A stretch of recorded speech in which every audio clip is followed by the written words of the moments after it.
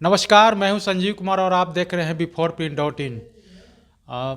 जिस तरह से जो राबड़ी देवी ने कहा कि नीतीश कुमार को महागठबंधन में शामिल किया जा सकता है, इसको लेकर के एक संज्ञान ले सकते हैं, या यूँ कहें कि एक सांकेतिक संकेत है कि 14 तारीख को जो चूड़ा दही का जो भोज होने वाला है उसमें नीतीश कुमार भी शामिल हो सकते हैं।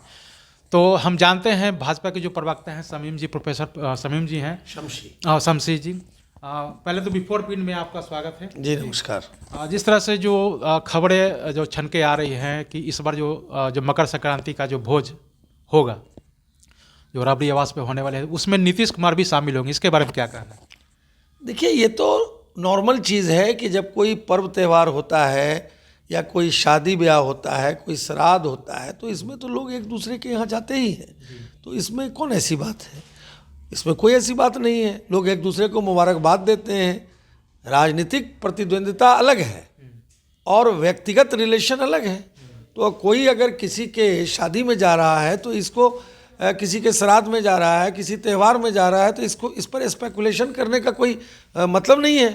लेकिन जिस तरह से राबड़ी देवी ने जो एक सांकेतिक संकेत दिया है कि महागठबंधन में शामिल हो सकते हैं नीतीश, इसको लेकर क्या कहेंगे? भाई, राष्ट्रीय जनता दल तो शुरू से ही इस ख्याल में लगे हुए हैं। आपने देखा कि जब मंत्री परिषद का गठन हो रहा था तो होटवार जेल से लालू जी ने लालच दिया था भाजपा के एमएलए को कि आप आ जाइए, मैं आपको मिनिस्टर बना दूंगा, मैं आपको आगे बढ़ा दूंगा।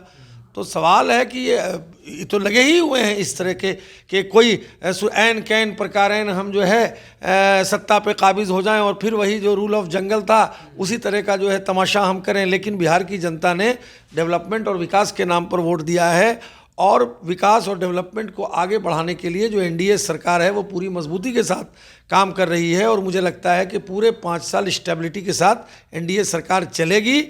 और कुछ लोग तो रात में ख्वाब देखते हैं, लेकिन कुछ तो दिन में ही ख्वाब देखने लगते हैं। रात के ख्वाब तो हो सकता है कि आदमी को लगे, लेकिन जब दिन में कोई ख्वाब देखे तो राष्ट्रीय जनता वाले या महागठबंधन वाले लोग दिन में ख्वाब देख रहे हैं। बिहार की जनता इस बात को भली भांति समझ रही है कि बिहार का अगर विकास होना है तो वो डबल इंजन की सरकार से होगा। और देश के हमारे यशस्वी प्रधानमंत्री नरेंद्र मोदी जी ने जो विकास की गंगा देश में बहाई है, जो डेवलपमेंट किया है, सबका साथ, सबका विकास और सबका विश्वास, उस डेवलपमेंट को बिहार की एनडीए सरकार आगे बढ़ाएगी।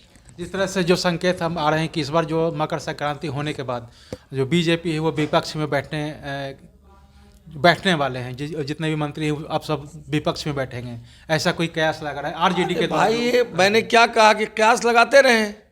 मैंने आपको पहले ही कहा कि सपना कोई दिन में देख रहा है तो देखता रहे। बिहार के अंदर जनादेश एनडीए को मिला है और पूरी मजबूती के साथ डेवलपमेंट पे एनडीए सरकार काम कर रही है। लेकिन जो संकेत आ रहे हैं उसके बारे में कहना कि जो आ रहे हैं, और जो बीजेपी के द्वारा जो मंत्री हैं, बीजेपी के जो मंत्री हैं वो भी अटैकिंग मूड में नहीं है, वो भी नीतीश कुमार के जो है पक्ष में वो कर रहे हैं। इसके अलावा जो है उपेंद्र कुशवाहा भी, उन्होंने भी कहा कि नीतीश कुमार को जनादेश मिला इसको लेकर। तो उपेंद्र कुशवाहा के द्वारा जो कहा जा रहा है इसके बारे में क्या कहेंगे? मैंने कहा कि राजनीति में सबको अपने अपने विचार और रखने का अधिकार है। हर पॉलिटिकल पार्टी की अपनी एम एंड ऑब्जेक्ट होती है, उसकी आइडियोलॉजी होती है और अपने एम एंड ऑब्जेक्ट के हिसाब से लोग बात करते हैं। तो अब उन्होंने क्या कहा नहीं कहा, इस पर मैं क्या टिप्पणी कर सकता हूं। लेकिन इतना ज़रूर है कि बिहार का जनादेश एनडीए को मिला है, विकास को मिला है, डेवलपमेंट को मिला है और आगे 5 साल डेवलपमेंट के नाम पर बिहार की सरकार जो है वो काम करेगी और डेवलपमेंट को आगे बढ़ाएगी।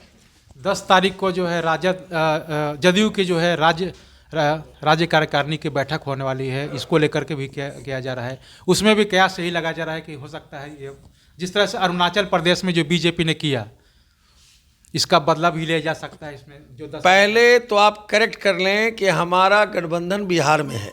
भारतीय जनता पार्टी, जनता दल यू, हम और वीआईपी का गठबंधन बिहार में है। अब पूरे देश के अंदर जदयू तो पहले भी उत्तर प्रदेश में, झारखंड में अकेले चुनाव लड़ी है, अभी बंगाल में भी लड़ने का ऐलान किया है। और मुझे लगता है कि अपने पार्टी के जनाधार को बढ़ाने के लिए अपने पार्टी के संगठनात्मक स्ट्रक्चर को बढ़ाना भी कोई गलत बात नहीं है। जहाँ तक अरुणाचल प्रदेश का मामला है, ये वहाँ का मामला है और वहाँ अगर लोग आए और बीजेपी के पास उन्होंने दरख्वास्त दिया कि वो भाजपा ज्वाइन करना चाहते हैं तो उन्होंने ज्वाइन किया। अब अरुणाचल प्रदेश को बिहार के कंटेस्ट में देखना मुझे लगता है कि किसी भी दृष्टिकोण से सही नहीं है। तो आपने सुना कि जिस तरह से राबड़ी आवास पे जो राबड़ी देवी ने कहा, और सांकेतिक आ रहा है कि 14 तारीख को जो है चूड़ा दही का जो भोज किया जाएगा वो उसमें नीतीश कुमार शामिल होंगे, ये कयास लगा रहा है। चलिए चलते हैं दूसरे खबरों को तब तक के लिए मुझे दीजिए इजाज़त, धन्यवाद। अगर आपको हमारा वीडियो पसंद आया हो तो इसे लाइक करें, सब्सक्राइब करें और साथ ही बेल आइकन दबाना ना भूलें।